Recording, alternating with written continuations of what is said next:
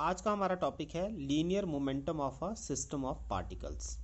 Let us consider a system of n particles with masses m1, m2 and so on mn moving with velocities v1, v2 and so on vn respectively.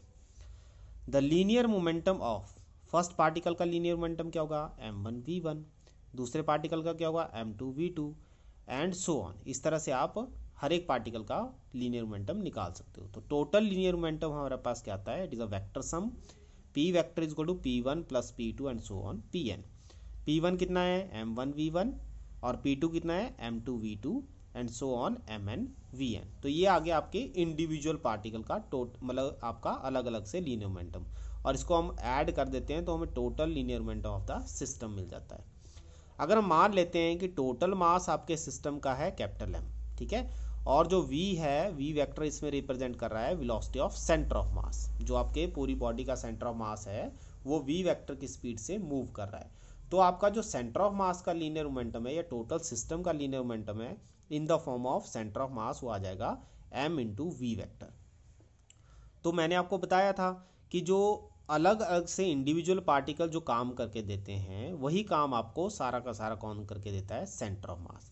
तो that means जो p है वो आपका M V vector के बराबर होना चाहिए, जो कि फर्दर कितने के बराबर है m1 v1 vector plus m2 v2 vector and so on mn vn vector, ठीक है।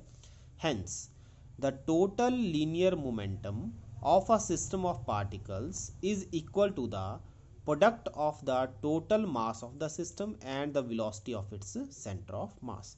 तो हम दो तरह से इसको कह सकते हैं कि एक तो आपने अलग अलग तरह से उनको निकाल के उनका वेक्टर सम किया, और अगर ये नहीं करना चाहते हो तो वही काम हम कह सकते हैं कि आपका सेंटर ऑफ मास जो जिसका टोटल मास है m और उसकी जो वेलोसिटी है सेंटर ऑफ मास की वो है v, तो वही सारा काम आपको, वही सारा टोटल लीनियर मोमेंटम आपको सेंटर ऑफ मास का प्रोडक्ट और उसकी वेलोसिटी देगी, ठीक है।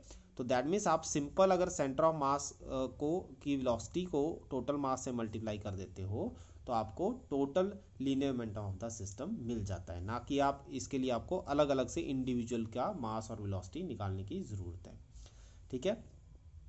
Differentiating the above term we have, ये वाली टर्म को p कितने के बराबर है m v वेक्टर, तो m v वेक्टर को dv बाई dt कर दिया मैंने, ठीक है। तो इसको मतलब आपने dp बाय dt किया, dp बाई dt को आपने क्या किया m dv by dt is equal to m a vector is equal to f external, ठीक है। अब इन एन आइसोलेटेड सिस्टम, जो आइसोलेटेड सिस्टम होता है, ऐसे सिस्टम को हम आइसोलेटेड सिस्टम कहते हैं जिसपे बाहर से कोई फोर्स नहीं लगती है। तो अगर मैंने एफ एक्सटर्नल, अगर मैंने आइसोलेटेड सिस्टम लिया है तो एफ एक्सटर्नल आपका जीरो होना चाहिए। तो that means D P by D T आपका जीरो होना चाहिए, जो ये लेफ्ट साइड है। तो अगर D P by D T zero है तो किसी भी टर्म की डिफरेंशिएशन तभी जीरो होती है जब वो टर्म अपने आप में क्या हो, कांस्टेंट हो। तो D P by D T तभी जीरो हो सकता है अगर पी आपका क्या हो, कांस्टेंट हो। तो इससे हम डिफाइन कर सकते हैं कि velocity of centre of mass remains constant when total external force on the system is zero, ठीक है। तो ये आपको पेपर में प्रूव करने को आ सकता है कि प्रूव दैट कि velocity of centre of mass remains constant जब आप बाहर से जो फोर्स लगा रहे हो वो आपकी जीरो हो, ठीक है। तो ये आर्टिकल आपने अच्छे से कर लेना है। अब इसमें कुछ एग्जांपल मैं आपको बताऊंगा सेंटर ऑफ मास की मूवमेंट के। जैसे सबसे बेस्ट एग्जांपल आपके पास है अर्थ और मून की रोटेशन अराउंड द सन। आपको पता है मून आपके अर्थ के सराउंडिंग में घूमता रहता है, और अर्थ है ये, इस अर्थ और मून का सिस्टम किसके सराउंडिंग में घूमता है, सन के सराउंडिंग में। तो जो ट्रेजेक्ट्री ये फॉलो करता है वो आपकी अर्थ वाली ट्रेजेक्ट्री नहीं होती कि अर्थ की जो अर्थ सेंटर में ऐसे ऐसे रोटेट कर रही है तो ये यहाँ से रोटेट करनी चाहिए। आप देख लो अर्थ इसके जो लाइन है ट्रेजेक्ट्री जो पाथ वो फॉलो करती है वो अर्थ के थ्रू नहीं है, वो अर्थ और मून के बीच में एक पॉइंट आता है।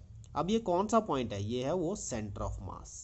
इन दोनों का सेंटर ऑफ मास, ठीक है, जहां पे लाई करेगा जिस तरफ, क्योंकि अर्थ बड़ी है तो अर्थ की तरफ को लाई करेगा, लेकिन अर्थ के ऊपर नहीं होगा, थोड़ा सा आगे रहेगा, ठीक है। तो अर्थ और मून के बीच में कहीं सेंटर ऑफ मास दोनों का मिला के आएगा, उस सेंटर, वो सेंटर ऑफ मास है जो आपके सन के सराउंडिंग में रोटेट करता है। तो ये एक एग्जाम्पल है आपका centre of mass of earth moon system, ठीक है। तो इस तरह से आपका क्या है, ये आपको एक लाइव एग्जांपल देता है कि आपका सेंटर ऑफ मास एग्जिस्ट करता है, ठीक है।